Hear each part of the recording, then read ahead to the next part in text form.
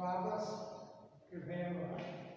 कल आपको बताया गया था स्फेरिकल कंडेंसर। एनसीईआरटी की बुक में क्वेश्चन है और डेरिवेशन लास्ट में दिया हुआ है, तो उसको करने के लिए सिलेंड्रिकल का बताना आवश्यक था, स्फेरिकल बताना आवश्यक था। आइए आज हम देखते हैं सिलेंड्रिकल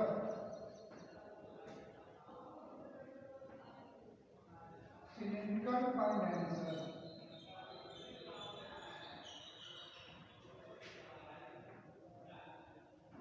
क्लास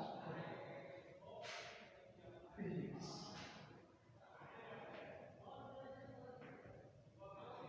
अब देखिए सिलेंड्रिकल कंडेंसर क्या होता है। जब हम दो प्लेट को बेलनाकार बनाकर एक खोखला बेलन बना के उसी में दूसरा डाल दें, एक की अर्थिंग कर दें, एक को चालू कर दें, तो इस प्रकार बना हुआ कंडेंसर जो होता है वो सिलेंड्रिकल कंडेंसर या कैपेसिटर कहते हैं। आप पंखे में देखते होंगे, पंखे में जो मोटा सा सेल जैसा होता है वो सिलेंड्रिकल कंडेंसर ही होता है। आइए देखें हम उसकी कैपेसिटी को कैसे फाइंड आउट करते हैं। यहाँ हमने ले लिया एक उसका इनर सरफेस और ये उसका इनर सरफेस है जिसका रेडियस यहाँ से ये हमने ए मान लिया, स्मॉल ए लिख दिया। अब इसके सराउंडिंग में ये देखिए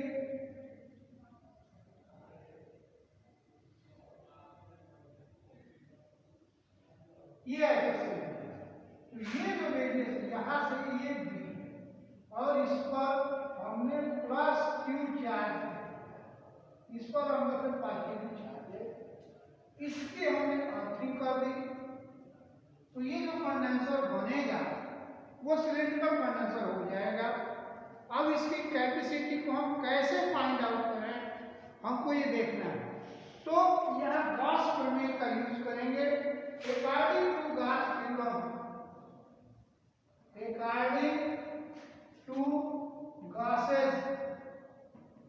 according to Gauss's law, आप जानते हैं phi is equal to integral E ds is equal to q by epsilon naught, ये फॉर्मूला है।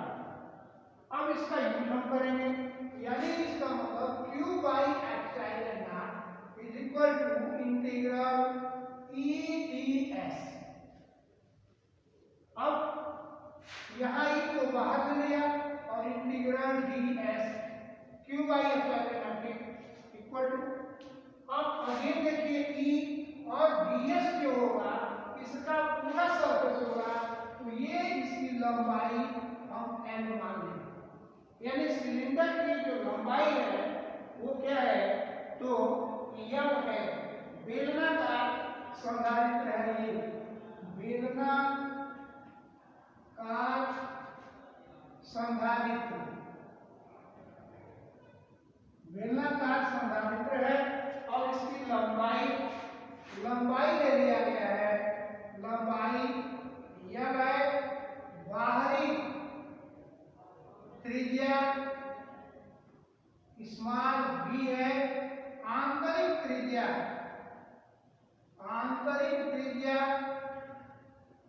इक्वल टू 1 है।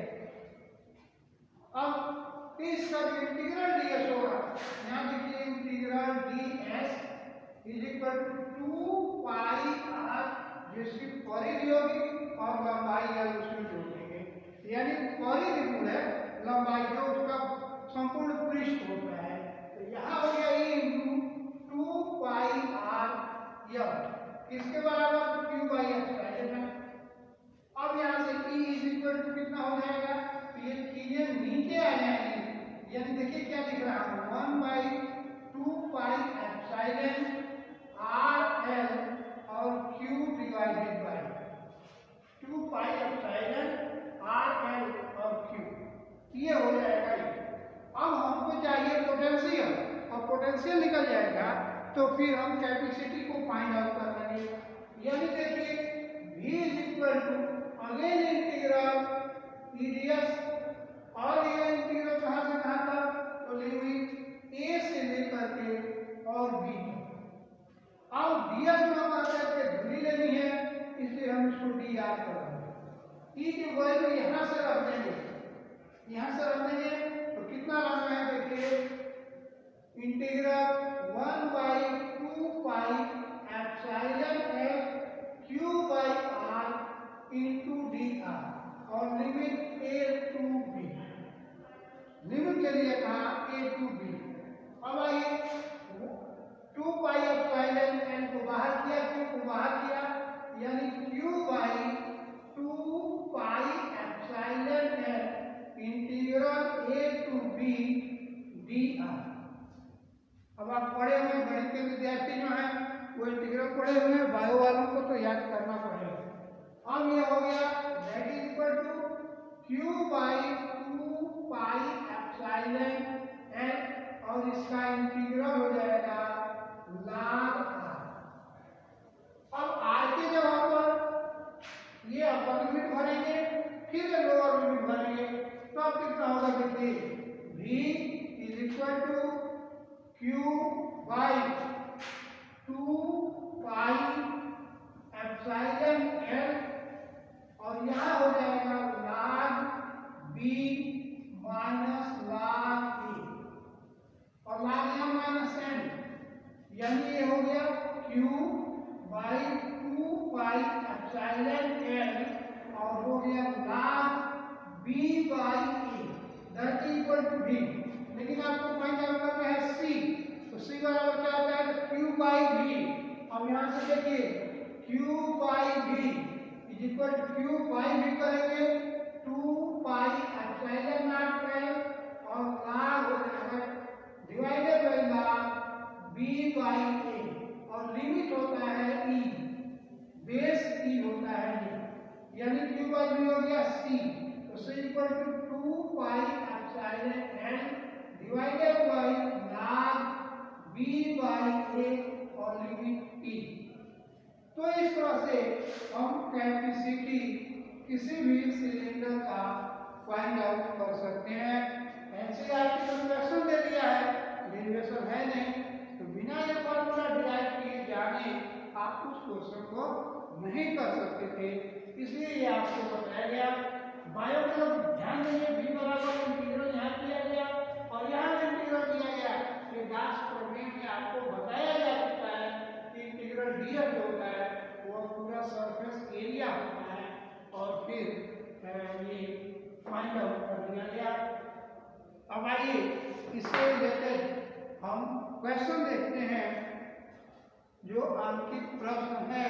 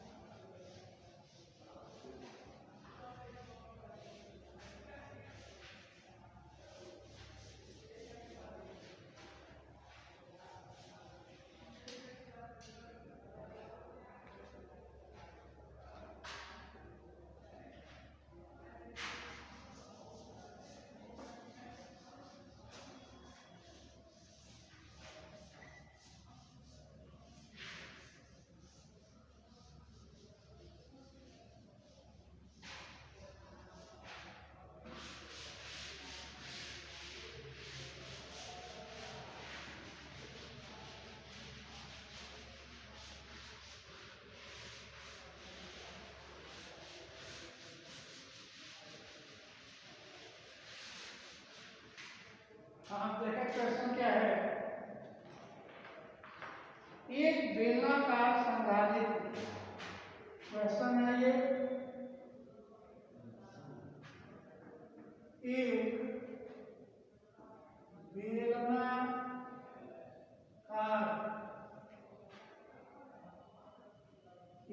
बेलनाकार संधारित्र,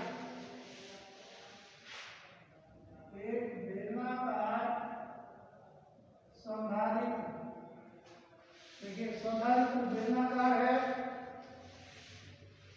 एक बेलनाकार संधारित्र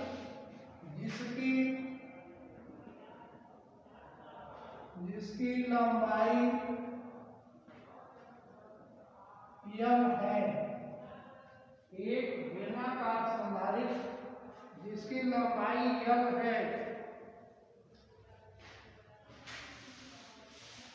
कि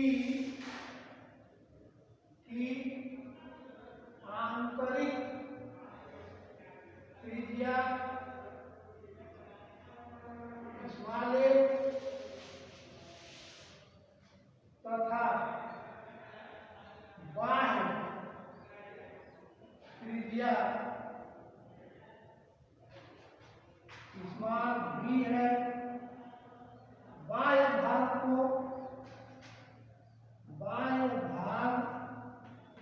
को भूसंपर्कित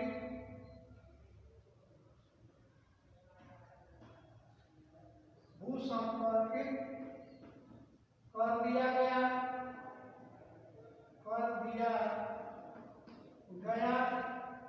एवं आंतरिक पृष्ठ पर प्लस क्यू कूलाम का आवेश दिया जाता है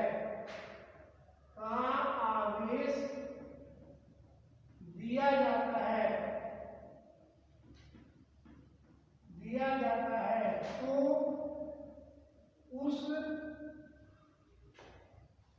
बेलनाकार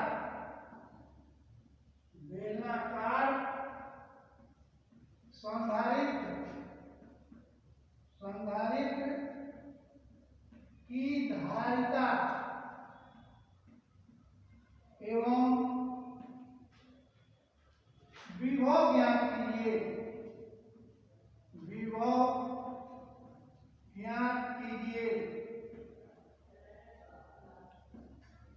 ये चीज के क्वेश्चन है।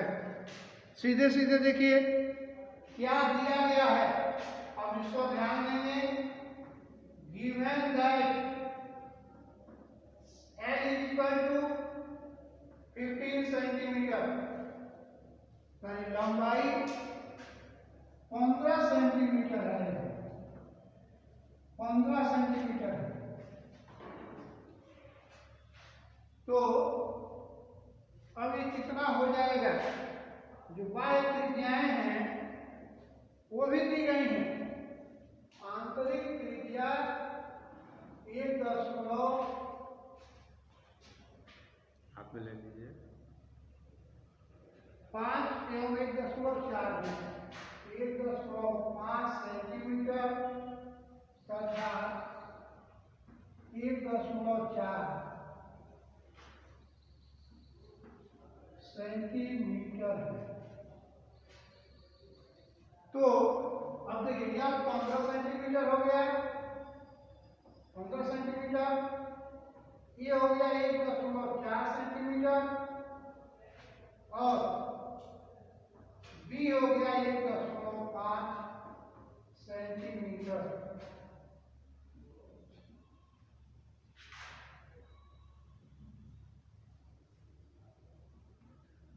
ये है 1.4 सेंटीमीटर और 1.5। फार्मूले के अनुसार क्या जाएगा, C बराबर 2 पाई एप्सिलॉन नॉट L और divided by log b by a base की। अब बेस की को बेस 10 में तोड़ेंगे तो 2.303 से मल्टीप्लाई कर देंगे। इसकी वैल्यू लग रहा है, देखिए 2 पाई का मतलब 3.1 क्या है, एप्सिलॉन नॉट 8.85 गुणा 10 पर -12, यह 15 सेंटीमीटर, 15 गुणा 10 पर -2 और डिवाइडेड बाई, जब इसको बेस 10 करेंगे तो 2.303 और log 1.5 गुणा 10 पर -2 बटा 1.4 गुणा 10 पर -2। अब इसको हल करना है, यह -2 से -2 कट जाएगा और यहाँ देखिए ये -12 इसमें -14 हो जाएगा, यार ये मल्टीप्लाई करेंगे, यानी C बराबर आपको मिलेगा 6.28 गुणे 8.2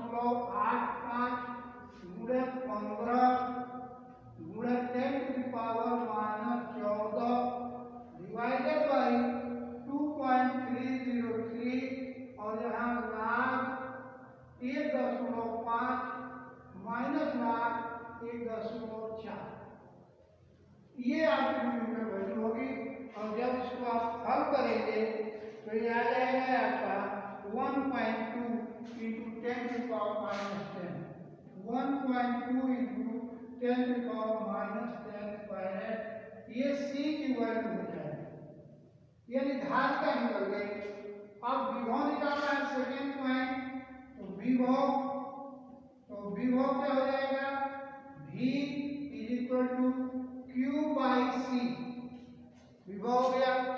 अब Q दिया हुआ है क्वेश्चन में, देखिए क्वेश्चन में Q का मान दिया हुआ है, एक बेलनाकार घन है जिसकी लंबाई और आंतरिक पृष्ठ पर प्लस Q गुना कभी क्या है, तो Q और divided by 1.2 into 10 to the power -10, या ये ऊपर चला जाएगा तो आपका हो जाएगा 10/12 क्यूब और पूरे 10 पर प्लस 10 हो जाएगा, क्योंकि माइनस के ऊपर चला जाएगा।